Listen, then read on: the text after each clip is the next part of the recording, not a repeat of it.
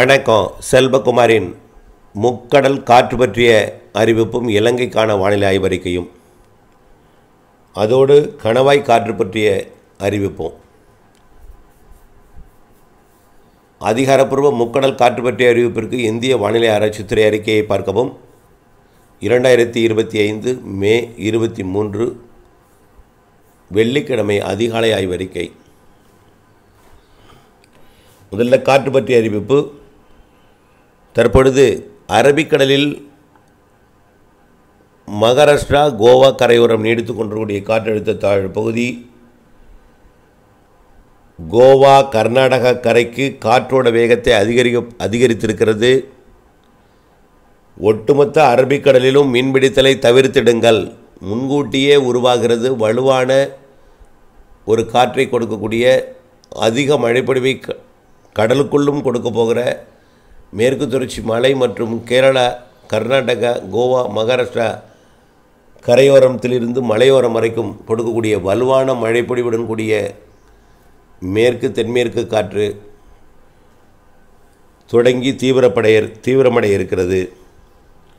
இதன் காரணமாக மகாராஷ்டிரா, கோவா, கர்நாடகா, கேரளா கடலோரப் பகுதிகளை நோக்கி தென்மேற்கு பருவக்காற்று வலுவாக வந்து மோதி கரையேறும்.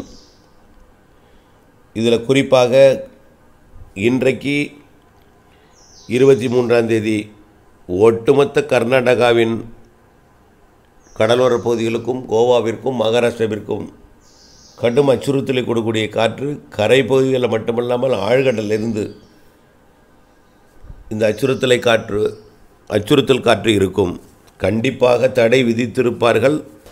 தடை விதித்து, அதாவது அரபிக்கடலோரம் மீன்பிடித்தலுக்கு தடை விதிக்கப்பட்டிருக்கும். தடை விதிக்கப்படாவிட்டாலும் கண்டிப்பாக கடலுக்குள் இறங்காமல் இருப்பது நல்லது.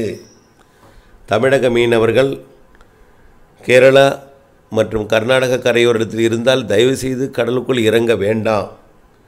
இந்த காற்று அச்சுறுத்தல் என்பது சோமாலியா கடலோரம் தொடங்கி ஏடன் வளைகுடா தொடங்கி ஒட்டுமொத்த இந்திய கடலோரம் வரைக்கும் அரபிக்கடலிலே வலுவாக வீசுகிறது. அதேபோல் தமிழ்நாட்டின் குமரிமுனை, மன்னார் வளைகுடா, பாக்ஜலசந்தி பகுதிகளிலையும் வலுவான காற்று பயணிக்கிறது. கோடியக்கரை முனை, ராமேஸ்வரம் பகுதியை தொட்டுக்கொண்டு இது மாலையில் பாக்ஜலசந்தி மற்றும் மன்னார் வளைகுடாவில் 60 கிலோமீட்டர் வேகம் கொண்ட காற்றாக மாறிவிடும். ஒட்டுமொத்தம் குமரிக்கடல் தொட்டு, குமரி முனை தொட்டு, ராமேஸ்வரம், தலைமன்னார் தொட்டு, யாழ்ப்பாணம் தொட்டு, கோடியக்கரை முனை, யாழ்ப்பாணத்துக்கு இடைப்பட்ட பகுதி வழியாக தமிழ்நாட்டின் வடகடலோரம் ஒட்டி வடக்கு நோக்கி பயணிக்கக்கூடிய காற்று வலுவாக இருக்கும் என்பதனால் அரபிக்கடல் போலவே வங்கக்கடலிலும் தடை விதிக்கப்பட்டிருக்கும்.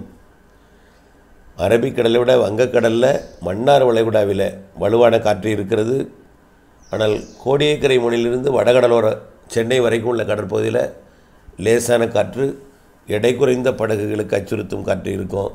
ஆனால் கோடியக்கரை முனைக்கு தெற்கே போக போக மன்னார் வளைகுடா குமரி முனையில் 65 கிலோமீட்டர் வேகம் கொண்ட காற்று இருக்கும் என்பதை நீங்கள் நினைவில் கொண்டு உங்களுடைய பணிகளை திட்டமிட்டு கொள்ள வேண்டும். மீன்பிடிக்க தயவுசெய்து கடலுக்குள் இறங்க வேண்டாம். இந்த மாதம் 31ஆம் தேதி வரைக்கும் இதே அச்சுறுத்தல் கடலிலே இருக்கும் என்பதை நினைவில் கொண்டு கடலில் மீன்பிடிக்க செல்லாமல் இருப்பது நலம் என்று நான் நினைக்கிறேன். கண்டிப்பாக ஒட்டுமொத்த அரபிக்கடல், ஒட்டுமொத்த வங்கக்கடல், ஒட்டுமொத்த குமரி கடற்பகுதிகளுக்கு இருவேறு நிகழ்வுகள். வங்கக்கடலின் வடக்கு பகுதியை நோக்கி முன்னேற இருக்கக்கூடிய காற்று சுழற்சி இன்று உருவாகிறது. இது வரக்கூடிய 27, 28 தேதிகளில் வடக்கு வங்க கடற்பகுதியை அடைந்து ஒட்டுமொத்த வங்கக்கடலுக்கும் காற்று அச்சுறுத்தலை கொடுக்கும். தற்பொழுது அரபிக்கடலில் நீடித்து கொண்டிருப்பதும் ஒட்டுமொத்த அரபிக்கடலுக்கும் காற்று அச்சுறுத்தலை கொடுக்கும். குமரி கடலுக்கும் அதுபோல். ஆக ஒட்டுமொத்த முக்கடலிலுமே தடை விதிக்கும் அளவிற்கு காற்று இருக்கிறது. கடலுக்குள் இறங்காமல் இருப்பது நலம். தொடர்ந்து வானிலை அப்டேட்ஸுடன் இணைந்திருக்கவும். அடுத்ததாக இலங்கையை பொறுத்த வரைக்கும் தென்மேற்கு பருவமழை தொடங்கியது எனலாம். இலங்கையில் தென்மேற்கு பருவமழை சாரல் மழையாக இலங்கையோட தென்மேற்கு பகுதிகளில் பொழியும். இந்த சாரல் மலைப்பகுதிகளுக்கும் எட்டியிருக்கும். ஒரு சில நாள் மத்திய மாகாணங்கள், ஒரு சில நாள் வடக்கு கிழக்கு மாகாணங்கள் வரைக்கும் இந்த மழைப்பொழிவு இலங்கையிலிருந்து, அதாவது இலங்கையோட தென்மேற்கு பகுதியிலிருந்து படிப்படியாக மத்திய மாகாணங்கள், வடக்கு கிழக்கு மாகாணங்கள், யாழ்ப்பாணம், காங்கேசன்துறை முனை வரைக்கும் அவ்வப்பொழுது எட்டும். ஆனால் தினசரி இலங்கையோட கொழும்பு, காலி, கோட்டை பகுதிகளில் மழைப்பொழிவை கொடுத்து கொண்டே இருக்கும். பெரும்பாலும் வெயிலுக்கு வாய்ப்பே இல்லை. இதமான வெப்பநிலை, குளிர்ந்த சீதோஷ்ண நிலை, மழை, சாரல், திரிகோணமலை மற்றும் முல்லைத்தீவு வரைக்கும் கூட அங்கொன்றும் இங்கொன்றுமாக தூறலை கொடுக்கும் வகையில் மேகமூட்டங்கள் வானிலை இருக்கும். ஆனால் இன்றைக்கு கொஞ்சம் நல்ல மழைப்பொழிவு, கனமழைப்பொழிவு தெரிகிறது. நாளைக்கு இன்றைய பரப்பில் குறைவாக இருந்தாலும் தொடர்ந்து மழைப்பொழிவு இருந்து கொண்டே இருக்கும். இலங்கையை பொறுத்த வரைக்கும் தென்மேற்கு பருவமழை இலங்கைக்கு சராசரிக்கு கூடுதல் மழைப்பொழிவு இருக்கிறது என்பதை ஏற்கனவே அறிவித்திருக்கிறேன். பொதுவாக தென்மேற்கு பருவமழை என்பது இலங்கையோட தென்மேற்கு பகுதியாகிய கொழும்பு, இந்த சுற்றுவட்டார பகுதிகளில் தான் இருக்கும். ஆனால் இந்த ஆண்டு கடல் நீரோட்டம், கடல் வெப்பம் எல்லாம் வலுவாக இருக்கிற காரணத்தினால தென்மேற்கு பருவமழை காலத்தில் காற்று சுழற்சி வங்கக்கடலில் தமிழ்நாட்டு கரையை ஒட்டி தமிழ்நாட்டுக்கு மழைப்பொழிவு ஏற்படுத்தும் வகையில் சாதக அமைப்பை அடிக்கடி ஏற்படுத்தும். இதனால் இலங்கைக்கும் நல்ல மழைப்பொழிவு கொடுத்து சராசரிக்கு கூடுதல் என்ற அளவை கொண்டு வந்து முடிக்கும். சராசரிக்கு மிகுதிக்கு மிகுதி என்ற அளவிலே வடகிழக்கு பருவமழை பெய்ய போகிறது. கண்டிப்பாக வடகிழக்கு பருவமழை இலங்கை உள்ளிட்ட பகுதிகளில், இலங்கை உள்ளிட்ட அனைத்து,